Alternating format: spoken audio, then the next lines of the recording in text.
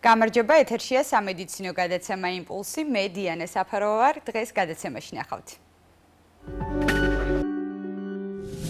ჰიპოვიტამინოზის გამომწვევი მიზეზები და მისი პრევენცია. სად ვიპოვოთ საჭირო ვიტამინები? ექიმის რეკომენდაციები. ბერძნული წარმოშობის ტერმინია და ვიტამინების უქონლობას აღნიშნავს. ეს მდგომარეობა გამოწვეულია საკვებში სიცოცხლისთვის მნიშვნელოვანი ნივთიერებების ვიტამინების უკმარისობით. დამეთანხმებით, რომ ვიტამინები მნიშვნელოვანია ჯანმრთელობისა და ზრდა განვითარებისთვის, განსაკუთრებით, როდესაც საქმე ბავშვის ორგანიზმს ეხება. ერთი ვიტამინის ნაკლებობაც საკმარისია, რომ რომელიმე დაავადება განვითარდეს. ჰიპოვიტამინოზი, როგორ ავიცილოთ თავიდან ვიტამინების ნაკლებობა და როგორ დავაგროვოთ მათი მარაგი. ამ თემაზე სასაუბროთ პედიატრი მაია ხუხუნაიშვილი მოიწვიეთ. გამარჯობა მაია, დიდი მადლობა გადაცემის სტუმარი. მოგესალმებით თქვენს მაყურებელს. მაია, ძალიან აქტუალურ თემას შევეხეთ და ვიტამინები უდიდეს როლს ასრულებს ადამიანის ორგანიზმის ფუნქციონირებაში. დამეთანხმებით იმაშიც, რომ რა თქმა უნდა ეს დოზირებული მიღება არის საჭირო, ხო ამის. ვიტამინების როლზე ვისაუბროთ ჩვენ ორგანიზმში. რა როლს ასრულებენ?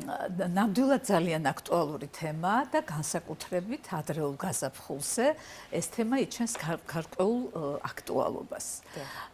რით არის ეს განპირობებული? ზოგადად ვიტამინები, ეს არის თვითონ სიტყვა ვიტამინი არის როგორც ბრძანეთ, ბერძნული სიტყვა და ნიშნავს სიცოცხლის ამინებს. ჩვენ ვიცით, რომ ორგანიზმის სწორი ფუნქციონირებისთვის, მისი ზრდა განვითარებისთვის და განსაკუთრებით ეს ეხება ბავშვთა ასაკს, მნიშვნელოვანია პროტეინები, ანუ ცილები, ცხიმები და ნახშირწყლები. მაგრამ ეს ნივთიერებები იმისათვის, რომ მოხდეს მათი შეწოვა, მათი სინთეზი, ენერგეტიკული წყაროს მიღება, აუცილებლად საჭიროებენ ვიტამინებისა და მიკროელემენტების არსებობას. ეხლა რატომ არის გაზაფხული მნიშვნელოვანი? როგორც წესი, ჩვენ ზამთრის პერიოდში ჩვენი ბაზარი ეხლა ძალიან დიდარია სხვადასხვა პროდუქტებით, რომელიც არ არის სეზონური, სათბურში მოყვანილი, ვთქვათ, გაყინული ან შენახული პროდუქტები, მაგრამ როგორც წესი, ასეთი პროდუქტები არ შეიცავენ საკმარისი რაოდენობით ვიტამინებს. ისინი არიან გამოფიტული, ამიტომ გაზაფხულზე, როდესაც ბუნება იღვიძებს და პირიქით ადამიანის განწყობა უნდა იყოს ძალიან ამაღლებული და ბედნიერი, ასე დროს ძალიან ხშირად თავს იჩენს სხვადასხვა ვიტამინის დეფიციტი. ეხლა როგორ ვლინდება ეს დეფიციტი და როდის უნდა მივიტანოთ ეჭვი, რომ გვაქვს ვიტამინების დეფიციტი?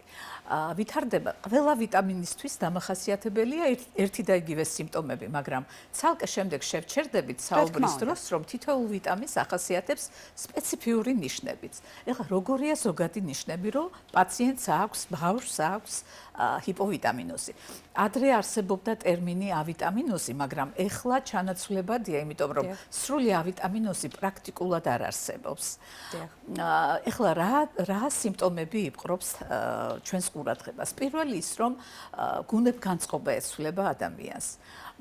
ბავშვი არის ან ძალიან მოწყენილი, მას არ უნდა რომ ითამაშოს თანატოლებთან, ან პირიქით არის აგზნებული, უმიზეზოდ არამოტივირებულად ტირის.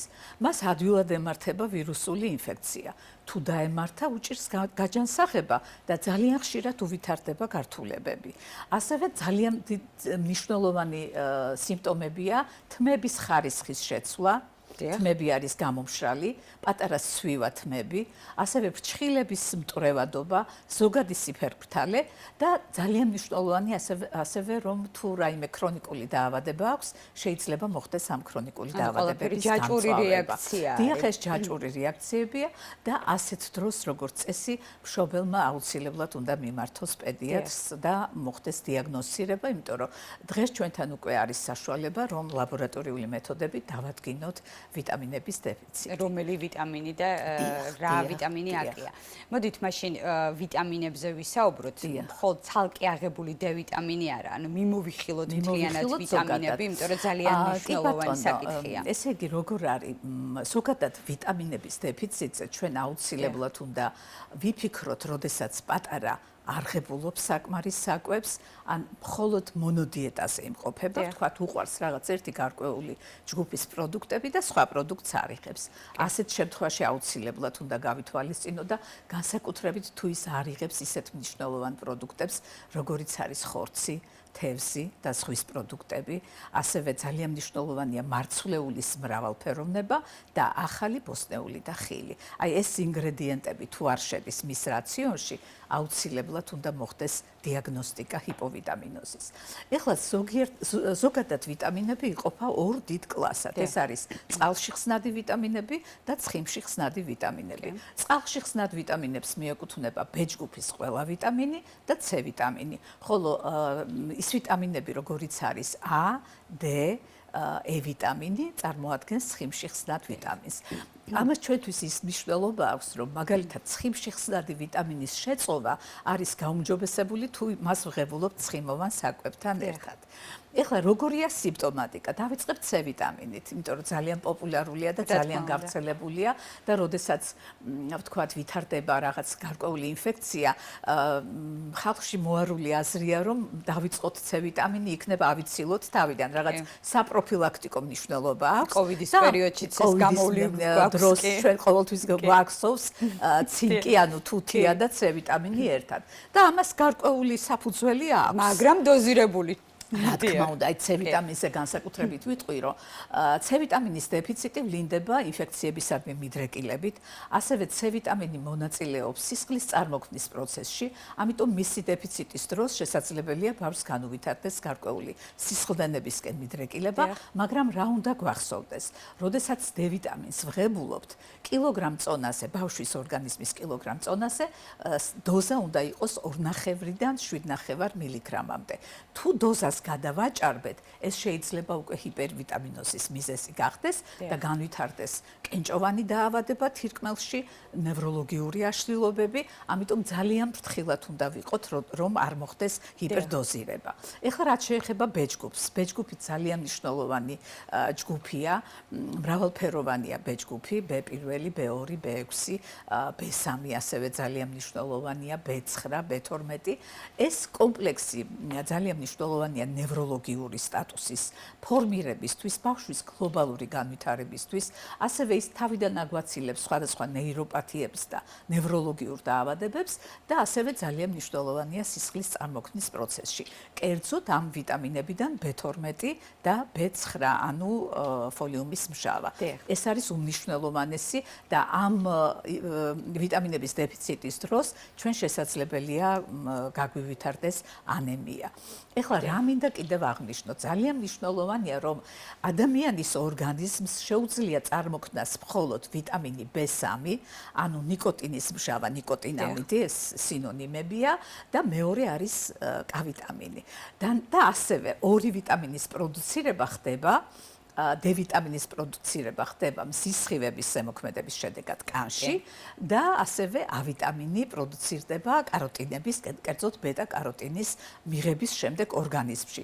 დანარჩენი ვიტამინი აუცილებლად უნდა იყოს მიწოდებული გარედან. ორგანიზმს არ გააჩნია მათი თვითწარმოქმნის უნარი. ეს არის ძალიან მნიშვნელოვანი. რა თქმა უნდა, ცალკე შევჩერდები ვიტამინ D-ზე, იმიტომ რომ D ვიტამინს შეიძლება ერთი გადაცემა მიუძღვნათ, ეს არის ძალიან მნიშვნელოვანი, განსაკუთრებით მოზარდი ორგანიზმისთვის, ძვალსახსროვანი სისტემის ფორმირებისთვის, ასევე D ვიტამინი არის ძალიან მნიშვნელოვანი იმუნური სისტემისთვის, ფილტვის დაავადებების, ბრონქული ასთმის განვითარების დროს ის არის უმნიშვნელოვანესი და ეხლა სტატიას ვკითხულობდი დიანა და აღმოჩნდა, რომ უცხოეთში, როდესაც აკეთებენ ფილტვის გადანერგვას, ფილტვის ქრონიკული დაავადებების შედეგად და წინასწარი კვლევები ტარდება, აღმოჩნდა, რომ ყველას აქვს D ვიტამინის დეფიციტი და ამიტომ ეს არის ძალიან მნიშვნელოვანი მოგეხსენებათ, ეს აისახა, რა თქმა უნდა, ჩვენს ყოველდღიურობაში და ძალიან ხშირად ჩვენ ვაკეთებთ ჩეკაპის დროს, ბავშვის ჩეკაპის დროს D ვიტამინის ანალიზს და ამასთან ერთად აუცილებლად უნდა აღნიშნო კალციუმი, მაგნიუმი და ფოსფორი, იმიტომ რომ ეს არის ერთი ერთობლიობა მინერალური ცვლისა და ერთად უნდა იქნას გამოკვლეული, ასევე მისი დანიშვნის დროს ჩვენ აუცილებლად უნდა დავნიშნოთ მინერალები. მაია, ისევ D ვიტამინზე მინდა ყურადღება გავამახვილოთ.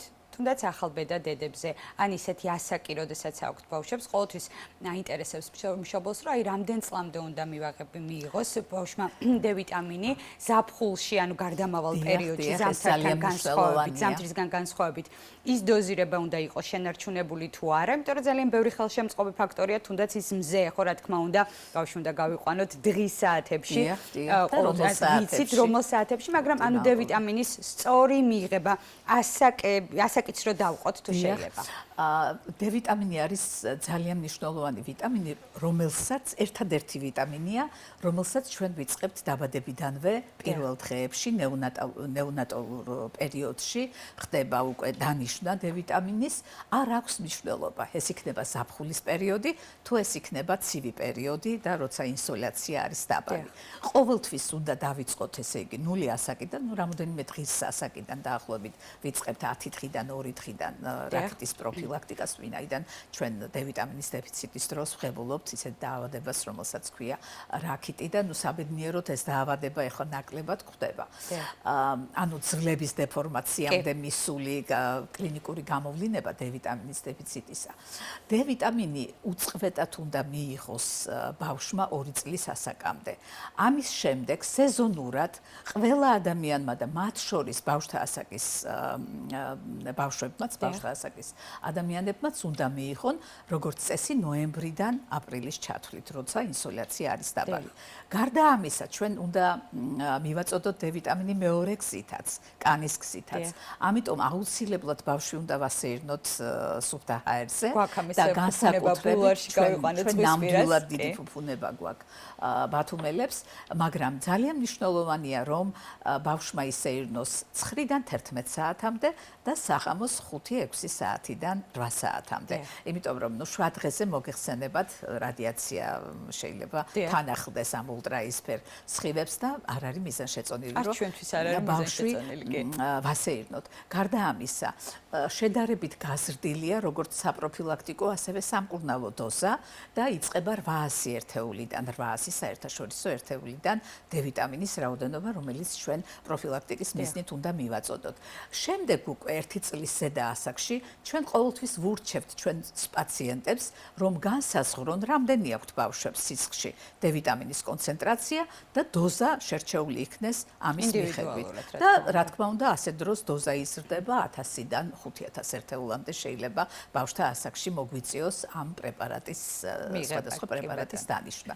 აქვე შევჩერდები ერთ მომენტზე, რომ აუცილებლად ჩვენ უნდა მივაწოდოთ D ვიტამინის საკვებით. რაში არის D ვიტამინი? კარაქი, ღვიძლი, ხორცი, თევზი შეიცავს D ვიტამინს და ამიტომ როდესაც ვიწყებთ დამატებით კვებას 6 თვის ასაკიდან ეს ყველაფერი უნდა იქნას გათვალისწინებული და აუცილებლად კვების რუტინა იმგვარად უნდა იყოს, რომ შემდეგ არ იყოს პათოლოგიური კვება, ვთქვათ, ფასტფუდებით კვება და რაღაც რიტუალად ვაქციოთ, ოჯახის რიტუალად სწორი კვება, ეს არის ძალიან მნიშვნელოვანი ჩვენი პატარებისთვის. მაია, პრობლემა რჩება და არის, რადგან ანუ კითხვა არსებობს, ესე იგი პრობლემაც არის, ხო? თქვენი პრაქტიკიდან გამომდინარე შეგეკითხებოდნენ მშობლები.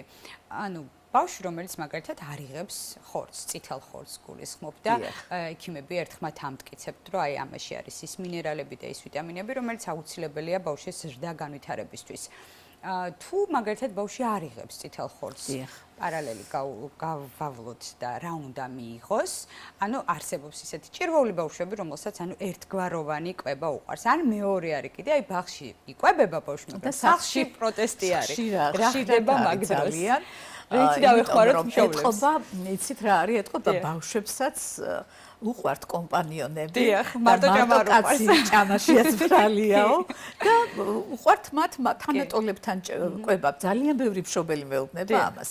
და სწორედ ამიტომ ჩვენ რაღაც იდენტური გარემო ბავშვს უნდა შევქმნათ სახლში. ბევრი ბავშვი მოვიყვანოთ სახლში. არა, ბავშვი უნდა დავსვათ ჩვენთან ერთად აუცილებლად სადილობის დროს და ისევ ისე მივცეთ მას საკვების არჩევის საშუალება, საკვების გადმოღების საშუალება, როგორც ამას უფროსები აკეთებენ. ნუ რა თქმა უნდა, რთულია ძალიან, რომ ბავშვს დავაძალოთ და მივაღებინოთ, რაც არის აუცილებელი ინგრედიენტები, მაგრამ ასეთ დროს თუ ვხედავთ, რომ ზოგიერთი ბავშვი არის, რომ არ ჭამს წითელ ხორცს, მაგრამ ძალიან კარგად ჭამს და წარმატებით თევზს, თეთრ ხორცს. აქ ყოველთვის არის საშიშროება, რომ რკინის დეფიციტი განვითარდება და ზოგადად მსოფლიოში არის რკინის დეფიციტი. ასეთ დროს აუცილებლად ისევ ჩეკაპამდე მივდივართ, უნდა გავსინჯოთ სისხლში რამდენია რკინის კონცენტრაცია, ფერიტინის კონცენტრაცია, ასევე B12-იც აუცილებლად და თუ არა და უნდა დაინიშნოს პრეპარატი, რკინის პრეპარატი. შემცვლელი მაგალითად ხორცს არ იღებს ბავშვის ორგანიზმი, მაგალითად აი მაგალითად ლობიო, სცენარეული ცილები, ლობიო, სოიო ეს შეიძლება ვთქვათ იყოს გარკვეულწილად შანაცვლებული. ნუ ალბათ ეს ერთ დღეში არ მოგვარდება ეს პრობლემა. ეს არის ქრონიკული პრობლემა, თვეები ჭირდება როგორც დეფიციტის განვითარებას, ასევე თვეები ჭირდება ამ დეფიციტის შევსებას. შეიძლება ბავშვმაც არ ჭამოს ეგრევე, ხო, არ მიირთვას რაღაც საკვები, მისთვის უცხო არის ყოველ შემთხვევაში. როგორ უნდა მივაწოდოთ, ან თქვენი ესე ვთქვათ რჩევები და მთავარი მესიჯები ძალიან მნიშვნელოვანია, იმიტომ რომ ყოველთვის რთული არის მშობლისთვის, ან პირველ რიგში ნერვიულობს. პირველი რა უნდა გავაკეთოთ? მინიმუმამდე უნდა დავიყვანოთ ის საკვები, რომელიც ბავშვს უკარგავს მადას. ეს გახლავთ ტკბილეული, ეს გახლავთ ფასტ-ფუდები, ცომეული, იმიტომ რომ ყველა ბავშვს უყვარს ესეთი პროდუქტები და ამიტომ გარკვეული, აი როგორ უნდა გავაკეთოთ, იცით, ოსტატობა არის ამისთვის საჭირო, რომ ვთქვათ, გავაფორმოთ ეს ხორცები, რომ მივცეთ რაღაც სახალისო ფორმები მას, რომ ბავშვმა თავისი ხელით ისწავლოს ჭამა. ეხლა სხვათა შორის ძალიან პოპულარულია თვითკვება.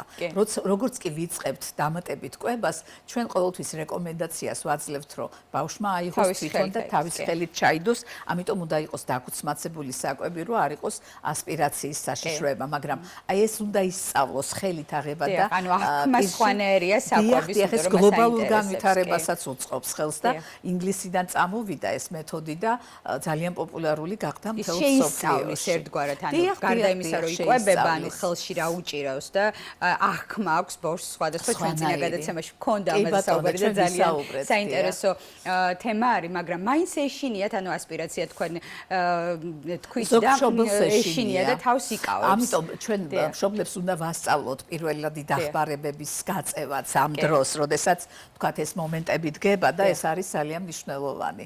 რომ არ იყოს დაკუცმაცებული უფრო დიდი რაღაც ნაჭრებით. დიდ ნაჭერზე შეიძლება ბავშვმა ჩაკმიჩოს და მაინც არის. დაზღვეული არაფრის განავროთ, მაგრამ თავარია რომ ფრთხილად ვიყოთ. კი, ფრთხილად ვიყოთ, ამაზე აქცენტი გავაკეთოთ და თან უნდა აუხსნათ პირველადი დახმარება როგორია ასპირაციის დროს. რთულია გასახსნელია, მაგრამ მარჩუნებს სიმშვიდეს. შემდეგ მექანიკურად თითით ცდილობს საჭმელის გამოღებას, თუ არა და ბავშვის დაკიდება და ვიბრაცია ზურგზე, რომ ასეთ სახითაც შეიძლება ამოვარდეს. თავარია ეს სხვა თემაა უკვე, მაგრამ მაინც რადგან კვებას ეხებოდა, რომ ეს მშობელმა იცოდეს. იმიტომ რომ ხშირად არის, რომ არასწორ მოქმედებებს შადიან და ამითი რა თქმა უნდა შეიძლება უფრო დაამძიმონ მდგომარეობა. ერთი მომენტი კიდევ მინდა აღვნიშნო ვიტამინებზე, როდესაც ვსაუბრობ. არაფერი არ გამოგრჩება, არის ასეთი ფოლიუმის მჟავა, რომლის დეფიციტიც ძალიან ხშირად შეინიშნება და განსაკუთრებით პრეპუბერტატულ და პუბერტატულ ასაკში. თინეიჯერებში არის ძალიან ხშირად, ძალიან ხშირია რატომღაც ეს ფოლიუმის მჟავის დეფიციტი და ასეთ დროს დროულად უნდა იქნას აღმოფხვრილი განსაკუთრებით თინეიჯერ გოგონებში. იმიტომ რომ ესეც არის არასწორი კვებით, მოგეხსენებათ თინეიჯერები ხშირად არიან დიეტაზე, ერთგვაროვან კვებაზე, ისინი რა თქმა უნდა ფიტავს ჩვენს ორგანიზმს. ხო და ეს ყველაფერი განაპირობებს დეფიციტს და რას განაპირობებს ფოლიუმის მჟავა. ფოლიუმის მჟავა, როდესაც ქალი აპირებს ორსულობას, წინა პერიოდში ყველა ქალს ეძლევა საპროფილაქტიკოდ ნერვული მილის განუვითარებლობის. ნერვული სისტემის მალფორმაციებს იწვევს მისი დეფიციტი და ამიტომ ამას ბავშვობიდან უნდა იქნას მიქცეული აუცილებლად ყურადღება, რომ არ განვითარდეს ფოლიუმის მჟავას დეფიციტი. ძალიან მნიშვნელოვანი ვიტამინია ეს. კარგი მესიჯი იყო. მაია, გარდა ამისა, გადაჭრის გზები მაინც კვებამდე მივდივართ, იმიტომ რომ ჩვენ პრივატულ საუბარზე ვთქვით, რომ ანუ ბევრჯერ გაგვიკეთებია, ანუ ანუ ბავშვის კვება, პირამიდა, წინა გადაცემებში რა ძალიან საინტერესოა, მაგრამ ჩემი აზრით მე ალბათ დამეთანხმებით, რადგან ეს გადაცემა მიუძღვენით ამ კონკრეტულ თემას, ესე იგი მაინც არის პრობლემა, ხო? ნამდვილად პრობლემაა. და ანუ თქვენი მეშვეობით მაინც გადაჭრის გზებზე მინდა რომ ვისაუბროთ. ხშირ შემთხვევაში შეიძლება ადამიანმა თქვას, რომ აი რა გავაკეთო, მაინც არ ჭამს, რამდენი არ გავუკეთე, სხვადასხვა ულუფები, მრავალფეროვნება, მაგრამ მაინც არ ჭამს, მაგრამ შეცდომას ჩვენ შეიძლება ახლა მშობელმა შეცდომა მოდი ცუდად ჟღერს მაინც რა უნდა გავაკეთოთ? გადაცდომა დავარქვათ. გადაცდომა დავარქვათ. იცით რა, პირველი სწორი კვება, დაბალანსებული კვება, რომ აუცილებლად მიიღოს, ვთქვათ, პროტეინების წყარო, აუცილებლად მივაწოდოთ ხორცი, თევზი, კარაქი, აუცილებლად. ეხა გამახსენდა. ოსპი კი ბატონო, კი ეს ძალიან ისეთი მდიდარია. ძალიან არა, ხორცს ვერაფერი ვერ შეცვლის. ხორცის ჩანაცვლება შეუძლებელია, მაგრამ ეხა რა არის? ეს პირველი მომენტი, რომ სწორი კვება. მეორე არის ამოცნობა, რაზეც ვისაუბრეთ, სიმპტომების ცოდნა, რა დროს მივიტანოთ ეჭვი. ეხა ძალიან ხშირია შემთხვევები, რომ მოყავთ ბავშვი, რომელსაც თმის ბუდებრივი ცვენა, გალოპეცია, უკვე იქამდე არის მისული. ნუ ეს რა თქმა უნდა ცალკე დაავადებაა, მაგრამ ჩვენ ყოველთვის, როდესაც მენეჯმენტს ვიწყებთ ამ დაავადების, ვიწყებთ ამ ვიტამინებისა და მინერალების შესწავლით, იმიტომ რომ ხშირია ძალიან ეს მიზეზი. აქამდე არ უნდა მივიდეს. აი რომ ვამჩნევთ ბავშვს, რომ თმები ცვივა, ეგრევე უნდა განგაში ავდექოთ. პირველი მესიჯია. და აუცილებლად საპროფილაქტიკო ვიტამინოთერაპია. განსაკუთრებით ბავშვები, რომლებიც არიან დღენაკლულები, ბავშვები, რომლებიც არიან დაბალი წონით დაბადებულები, რომელთაც აქვთ ქრონიკული დაავადებები, ან გულის, ან ვთქვათ, ფილტვის დაავადებები, ბრონქული ასთმა და სხვა. ბავშვები, რომელთაც ჰქონდათ გახანგრძლივებული დიარეა და აქვთ რაიმე პროდუქტის აუტანლობა, ვთქვათ, ლაქტოზის აუტანლობა, შემდეგ აქვთ ძროხის ცილის აუტანლობა, ასეთ ბავშვებში ყოველთვის გამოსავალი არის ვიტამინოთერაპია, დროულად დანიშნული ვიტამინები. ვიტამინები უნდა იყოს მაღალი ხარისხის, უნდა იყოს დოზა შერჩეული ასაკის მიხედვით და აუცილებლად რეკომენდირებული უნდა იყოს პედიატრისგან. თვითნებურად მართალი გითხრათ, ჯერ ერთი ეფექტიც ნაკლებია და მეორე შეიძლება ბავშვს ვავნოთ. დავაზიანოთ. რა თქმა უნდა. და ეს ვიტამინები უნდა იყოს მაღალი ხარისხის, რომელიც რეკომენდებულია, ვთქვათ, FDA-ის ან ევროპის წამლის სააგენტოს მიერ. ჩვენ უპირატესობას ვანიჭებთ ასეთ პრეპარატებს. მაია, ნიშნულობა მაინტერესებს საკვების მომზადებასთან დაკავშირებით, აი ეს არის ძალიან საინტერესო არის. მოდით, ანუ საფხული გველოდება წინ და როგორ შევინახოთ საკვები. როგორ უნდა შევინახოთ, იმიტომ რომ ხშირ შემთხვევაში ნახეთ, მაია განებიურებული ვართ ისევ, ანუ ზღვის სეზონითაც, ხო, ანუ სხვა გვაქვს და ანუ როდესაც კონტეინერებში, თუნდაც ანუ ეგ კითხვა არ არის, მაგრამ მაინც კი ბატონო, კი ეს ძალიან მნიშვნელოვანია. მომზადება, თუნდაც მაგ ხორცის დამუშავების ზედაპირი, რომ მარტო სისუფთავეზე ხო არ არის, ეს ანუ სხვადასხვა პროდუქტი არ უნდა იყოს ახლოს და ანუ ბევრი რაღაცა ძალიან ბევრი მნიშვნელოვანი დეტალია, ხო? ამასთან დაკავშირებულია ძალიან. პირველი შევჩერდები იმაზე, რომ ვიტამინები არიან ძალიან სწრაფად დაშლადი ნივთიერებები. მაგალითად, C ვიტამინი 50%-ით იშლება, თუ მას 1 საათის განმავლობაში ხვდება მზისხივები. ასევე მაცივარში შენახული პროდუქტი 3 დღის შემდეგ კარგავს ვიტამინების 30%-ს. გარეთ შენახული კარგავს 9-ვარს. ყველაზე კარგი გზა, რომ სწორად მოვამზადოთ საკვები, არის რომ საკვები მოვამზადოთ აეროგრილში, სადაც ნაკლები იქნება, ვთქვათ, ამ ვიტამინების დაშლა და გარეთ გასვლა და აუცილებლად ეს იყოს ახალმომზადებული.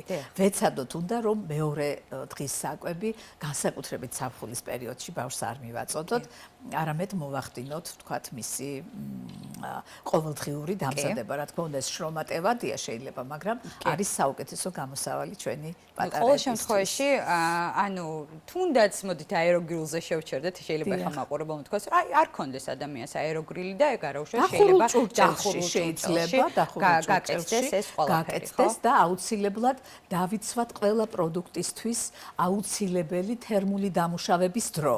მაგალითად, ხორცს და ბოსტნეულს სხვადასხვა დრო აქვს, ხო?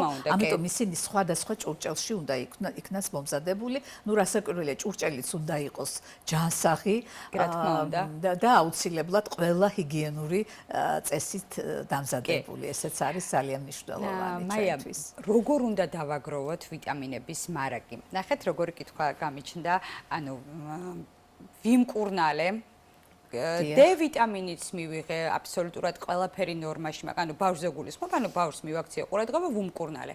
მაგრამ ამის განლევაც ხო ხდება, წელიწადში რამდენჯერ უნდა, რა თქმა უნდა, პროფილაქტიკაზე ზედმეტი არის საუბარი, რამდენჯერაც დაჭირდება მშობელს, აუცილებლად უნდა მიიყვანოს პედიატრთან, მაგრამ ნორმაშია ჩავთვალოთ, რომ D ვიტამინის ნორმაშია, არანაირი ვიტამინების ნაკლებობა არ აქვს, მაგრამ ანუ აი, მოდით პირობითად ავიღოთ 1 წელი, ხო? როგორ უნდა მოვიქცეთ, როგორ უნდა მივხვდეთ, რომ აი ვიტამინის ნაკლებობა არის აბსოლუტურად ჯანმრთელი. ზოგადად გაიდლაინი გვეუბნება, რომ აუცილებლად ვიტამინების მიღება საჭიროა 4 წლის ასაკიდან. დიახ. მანამდე უნდა მივცეთ საჭიროებების მიხედვით, იმიტომ რომ პოლივიტამინს ახასიათებს რა თქმა უნდა გვერდითი ეფექტები, შეიძლება ალერგია გამოიწვიოს და ასე შემდეგ, ამიტომ ძალიან ფრთხილად უნდა ვიყოთ, აი მართლა ექიმის დანიშნულებით მივიღოთ უმჯობესია. 4 წლის ასაკიდან ყველა წელიწადში 2ჯერ აუცილებლად ბავშვს უნდა ჩაუტარდეს პროფილაქტიკური ვიტამინოთერაპია, რა თქმა უნდა ასაკის შესაფერისი ვიტამინებითა და აქვე მივაყოლებ მიკროელემენტებით, იმიტომ რომ ცალკე ვიტამინები, რა თქმა უნდა, ნაკლებად ეფექტურია, აუცილებლად უნდა იქნას მიკროელემენტებთან ერთად მიღებული. ნუ ეს მიკროელემენტები არის ნატრიუმი, კალიუმი, მაგნიუმი, ცინკი, ფოსფორი და ასე შემდეგ. ასევე ძალიან მნიშვნელოვანია, რომ აი მაგალითად ქონდა დაბალი B12 ვიტამინი და ყველაზე კარგი გზა B12 ვიტამინის არის ენის ქვეშ მიწოდება, იმიტომ რომ პირდაპირ სისხლში წვეთობრივად რო ასხამოთ, ან წვეთობრივად ან სპრეის სახით შეგვიძლია გამოვიყენოთ, არის ჩვენს ქსელში ასეთი პრეპარატები და ამის შემდეგ, რა თქმა უნდა, როდესაც ნორმაზე მიდის ვიტამინის კონცენტრაცია, შემდეგ მინიმუმ 1 თვე აუცილებლად უნდა გაგრძელდეს, რომ გარკვეული მარაგი შეიქმნას და აუცილებლად 6 თვეში უნდა გამეორდეს ანალიზი, რომ ისევ ხო არ მივედით დეფიციტამდე. თუ ესე ვმართავთ, თქვა, თუ ვატარებთ წელიწადში ერთხელ ან 2ჯერ ჩეკაპებს ამ ვიტამინების რაოდენობის განსაზღვრას, თუ ვაწოდებთ პროფილაქტიკურ ვიტამინოთერაპიას, ნაკლები რისკი ექნება ჩვენს პატარებს, რომ მათ განუვითარდებათ ჰიპოვიტამინოზი. და არანაკლებ მნიშვნელოვანი შეკითხვა, რადგან არის მედიკამენტებს, რაც ეხება შენახვის პირობები, მაგალითად, აი რომელიმე კონკრეტული არ ავიღოთ. ანუ შენახვის პირობებზე თუ შეგიძლიათ რაიმე კონკრეტულად შენახვის პირობები ამ ვიტამინების უმრავლესობა, როგორც წესი, ინახება დაახლოებით 5-დან 20 გრადუსამდე ტემპერატურაზე და არ საჭიროებს მაცივარში შენახვას. არც ზაფხულის პერიოდში? მაგრამ აი ზუსტად მაგაში ესაქმე, რომ თუ ზაფხულში როგორც ვიცით, ტემპერატურა ხშირად 30 გრადუსს შორდება, ასეთ შემთხვევაში უმჯობესია ისინი შევინახოთ, რა თქმა უნდა, მაცივარში. ჩვეულებრივ ტემპერატურაზე, გარდამავალ პერიოდებში, ზამთრის პერიოდში, ვიტამინები, პრეპარატები უნდა იქნას შენახული გრილ, მშრალ ადგილას, ტემპერატურული რეჟიმის დაცვით. მაია, დასკვნა რა გამოვიტანოთ, ანუ მშობლებს რას ურჩევთ ამ ყველაფერთან დაკავშირებით, იმიტომ რომ ძალიან დიდი თემაა, მაგრამ მე მიხარია, რომ გადაცემის მეშვეობით მთავარი მესიჯები, რაც ყოველ შემთხვევაში მშობელს აინტერესებს და ვინც არ იცოდა და ყოველ შემთხვევაში ვფიქრობ, რომ გადაიმეორა კიდევაც, იმიტომ რომ მე ვიცი, რომ თქვენი პაციენტები არიან სანდოხელში, თქვენი მეშვეობით, მაგრამ ანუ ჩვენს მაყურებელს რას ურჩევთ?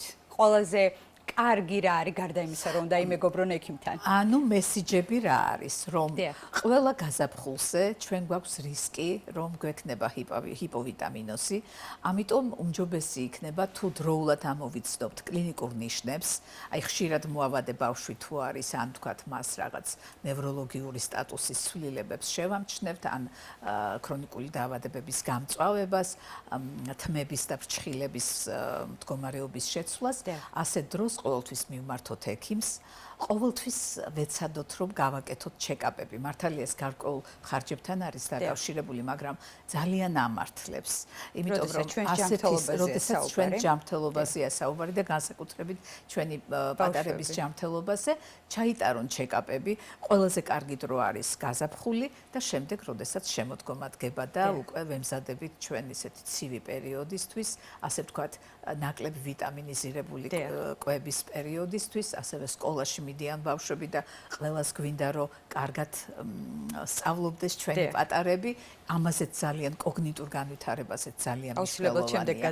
ეს ვიტამინები ძალიან მნიშვნელოვანია და ასეთ შემთხვევაში მოვახდინოთ დროული ამოცნობა და ყოველთვის ექიმის დანიშნულებით ჩავატაროთ ჰიპოვიტამინოზის დროული და სწორი პროფილაქტიკა. ძალიან დიდი მადლობა მაია საინტერესო საუბრისთვის.